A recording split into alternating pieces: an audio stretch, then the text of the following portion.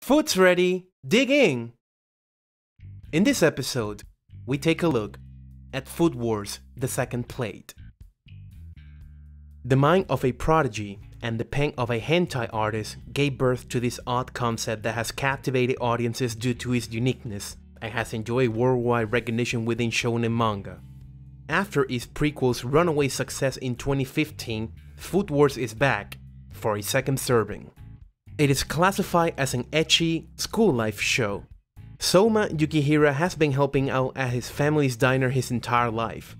Upon graduating from junior high, he is prompted by his father to join an elite cooking school, Totsuki Culinary Academy, where less than 10% of students have been known to make it to graduation. Soma eventually wins the right to compete in the Academy's traditional autumn elections, where only the chosen few first years are allowed entry. The second season covers the latter part of the autumn elections and the stagiaire arc. Its predecessor started and finished with a tentacle joke that made many uncomfortable. The fact that this episode has no such joke in it is a plus. The show is getting creative in its fan service. I would argue that it got conservative as well, with only one food orgasm that rips someone's clothes off, but I can't, knowing what comes up ahead.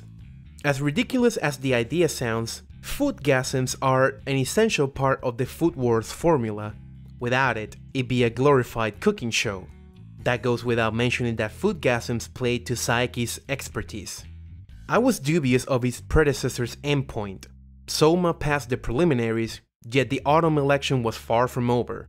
What we got was a first episode that showcased all of what's good from the series, resulting in a very strong first episode.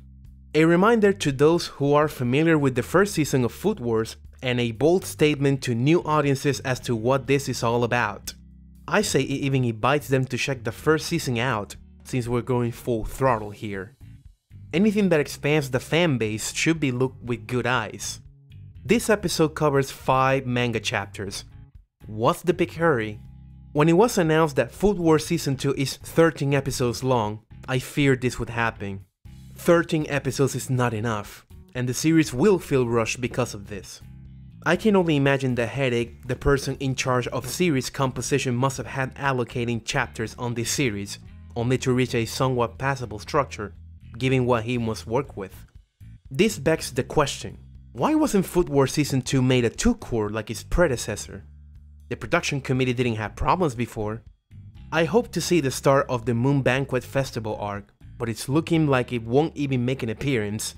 If it does, it'll be on a Season 3 if one gets greenlit. There have been new additions to the musical score of Food Wars, yet all of the effort is marred at the sound of uneven and inconsistent mixing. I'm starting to think that this is a JC Stuff thing.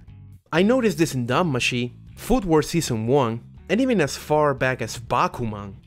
Is it because the studios they contact have problems sticking to the schedule that a sound check is thrown out the window, settling with good enough material? Or is it the production desk slacking in this department? The world may never know.